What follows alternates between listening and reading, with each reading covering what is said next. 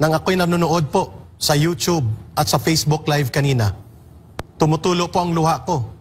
Pilipinas nating mahal. Hindi ko alam kung may gobyerno pang bansang ito. Hindi ko alam kung ano ang puso mayroon ang mga namumuno ng Philippine National Police. General Marbil, you have to be called out. You are the chief of the Philippine National Police. Ipinapahamak po ninyo ang mga kapulisan, ang mga kawawang mga utusan ng mga pulis na nanggaling po ang mga pamilya nila sa hanay ng mga manggagawa at magsasaka dahil sa maruming laro ng politika ninyo. Kayo po ang may unang pananagutan sa iligal na pagpasok na ito. General Marbil and President Marcos Jr. and Secretary Benhur Abalos ng DILG. Sa inyong mga kamay po nanggagaling ang ganitong uri ng kapangahasan at karahasan. Kabilang sa mga pinasok ng iba't ibang unit ng Philippine National Police kung saan pinangibabawan ng PNP staff ay ang Sitio Kitbug sa Malungon, Sarangani Province, Prayer Mountain at ang Glory Mountain sa Davao City kung saan naganap ang malamartial law na pwersahang panloloob ng kapulisan sa mga walang kalaban-laban ng mga church workers ng KOJC na nagbigay din ng trauma sa mga kabataan na nakakita ng malalaking armas ng daan-daang heavily armed police personnel. At ang sabay-sabay na paglusob ng otoridad sa KOJC compound ay binatikos ni Celis. Ito po'y kautusan na iligal na kinonsinti mismo ni Marcos Jr. No ifs, no buts.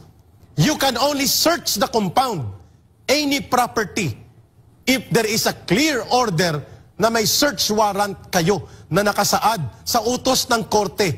Ang Philippine National Police po ay walang karapatang magtakda kung anong isi-search o hindi unless they are given authority and order by the court. Hindi po pinapahintulutan sa warrant of arrest ang pag-search. This is actually an illegal search. And the arrests that you effected were all illegal arrests.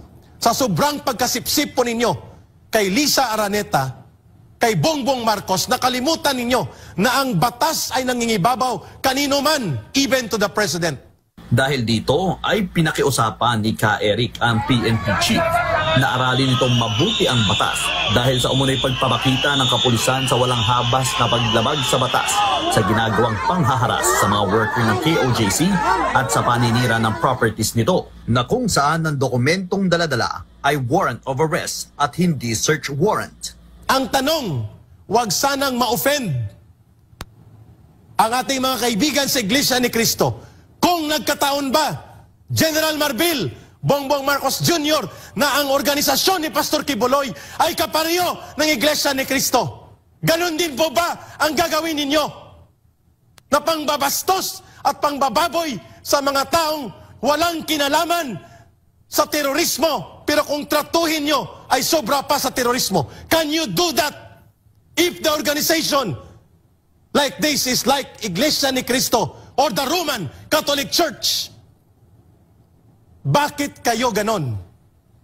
Why is the Supreme Court silent in the undeclared authoritarian rule in the country today? Bakit po masakit sa dibdib naming mga ordinaryong mamamayan? I am not a member of Kingdom of Jesus Christ, but to see na ang gobyerno mismo ay parang Gestapo, gobyerno na pinamumunuan ng isang kagaya ni Adolf Hitler. Para sa Diyos at Pilipinas kumahal, Franco Baranda, SMNI News.